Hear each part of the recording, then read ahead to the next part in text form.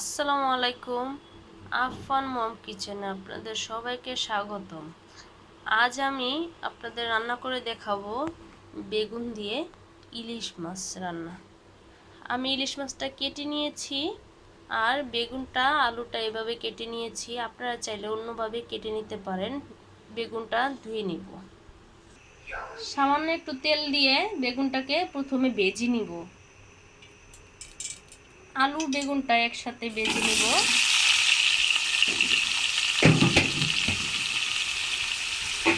এখন সামান্য একটু লবণ দিয়ে দিব, একটু হলুদ দিয়ে দিব, হালকা করে ভেজে নিব। আরেকটি চুলায় আমি ইলিশ মাছটাকে ভেজে নিব। মাছের মধ্যে সামান্য নুন হলুদ দিয়ে মেখে নিব।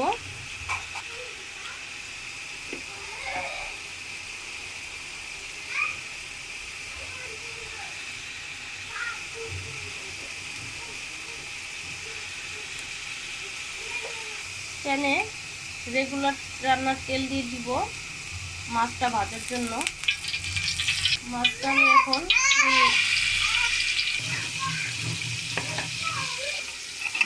বেগুনটাকে একটু নেড়ে দিব, মাছটাকে উল্টিয়ে দিব।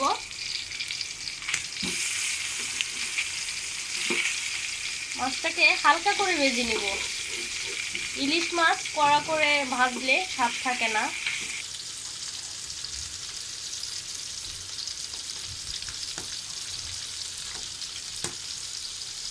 ডিমটাকে উঠিয়ে নিব, মাছটাকে আবার উল্টিয়ে দিব। পাশে যে বেগুনটা ভাজতে দিয়েছিলাম সেটাকে উল্টিয়ে দিব। বেগুন আলুটাকে, বেগুন আলু ভাজা হয়ে গিয়েছে। বেগুন আলুটাকে উঠিয়ে নিয়েছি। এখন পেঁয়াজ কুচি দিয়ে দিব একই প্যানে। মাছটা ভাজা হয়ে গিয়েছে, মাছটাকে উঠিয়ে নিব। পেঁয়াজ কুচি দিয়েছি এই প্যানে, যে প্যানে ওই প্যানের মধ্যে এখন তেলটা দিয়ে দিব। মাছ ভাজার যে তেলটা, ওই বাকি তেলটা দিয়ে দিব। পেঁয়াজটা লাল লাল হওয়া পর্যন্ত অপেক্ষা করব। এর মধ্যে আমি দিয়ে দিব একটু রসুন বাটা। এখন নেড়ে দিব। পেঁয়াজ রসুন ভাজা হয়ে গিয়েছে। এখন দিয়ে দিব স্বাদ মতো নুন, দিয়ে দিব স্বাদ অনুযায়ী মরিচের ফাঁকি, দিয়ে দিব পরিমাণ মতো হলুদ। এখন দিয়ে দিব সামান্য একটু পানি কষানোর জন্য। এখন পানি না দিলে মশলাটা পুড়ে যাবে। কাঁচামরিচ ফালি দিয়ে দিব 4 থেকে 5টি। ঢাকনা দিয়ে ঢেকে দিব। এখন বলক আসা পর্যন্ত ঢাকনা দিয়ে ঢেকে রাখবো। মশলাটা বলক এসে পড়েছে, ঢাকনাটা উঠিয়ে নিব।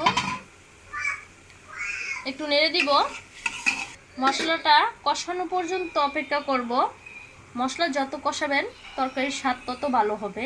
চুলার আগুনটা থাকবে মিডিয়াম।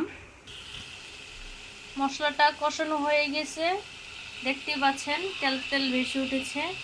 এখন একটু নেড়ে দিব।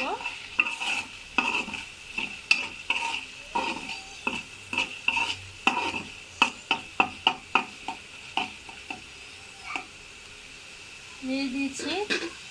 এই পর্যায়ে দিয়ে দিব আলু বেগুন, যেটা ভেজে রেখেছিলাম সেটাকে দিয়ে দিব। আলু বেগুন দিয়ে দিয়েছি, একটু নেড়ে দিব। ঢাকনা দিয়ে ডেকে দিব। এই পর্যায়ে এর মধ্যে পানি দিতে হবে না, চুলার আগুনটা থাকবে লো। কিছুক্ষণ পর আসতেছি, ঢাকনা দিয়ে ডেকে দিব। এখন ফিরে আসছি 1 মিনিট পর। এখন ঢাকনা উঠিয়ে নেড়ে দিব।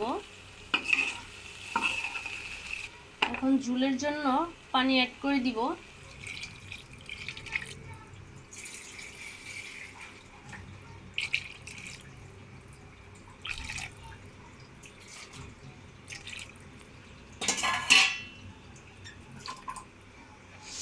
নেড়ে দিব।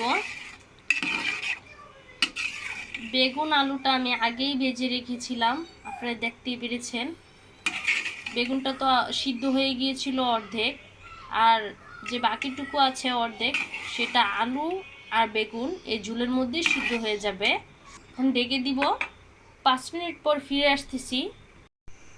ফিরে আসছি 5 মিনিট পর। ঢাকনাটা উঠিয়ে নিব, উঠে একটু নাড়া দিয়ে দিব। এখন মাছটা দিয়ে দিব। যেহেতু আমার এটা ইলিশ মাছ, এর জন্য মাছটাকে আমি কিছুক্ষণ পরেই দিব। ঝোলটা একটু টেনে নেওয়া পর্যন্ত অপেক্ষা করব। ঝোলটা শুকিয়ে গিয়েছে, এ পর্যায়ে আমি মাছটাকে উল্টিয়ে দিব। আলুটা সিদ্ধ হয়ে গিয়েছে, আর বেগুনটা তো সিদ্ধ হয়েছেই।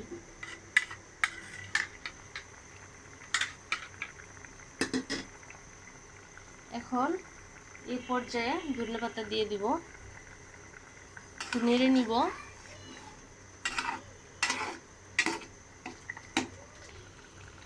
রান্নাটাও হয়ে গিয়েছে, এখন চুলাটা অফ করে দিব।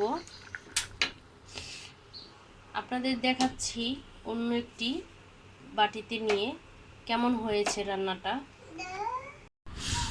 আলহামদুলিল্লাহ, তরকারিটি আমি সার্ভ করে নিয়েছি। এখন দেখতেই পাচ্ছেন কতটা সুন্দর হয়েছে, মাশাআল্লাহ। দেখতে যতটা না সুন্দর, খেতে তার চাইতে বেশি সুস্বাদু। আপনারা বাসায় একবার হলেও ট্রাই করে দেখবেন।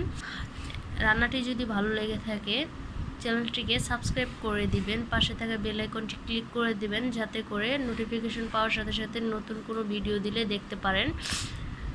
চ্যানেলটিকে লাইক, কমেন্ট, শেয়ার করে দিবেন। আজ এই পর্যন্তই। সবাই ভালো থাকবেন, সুস্থ থাকবেন। আল্লাহ হাফেজ। আসসালামু আলাইকুম।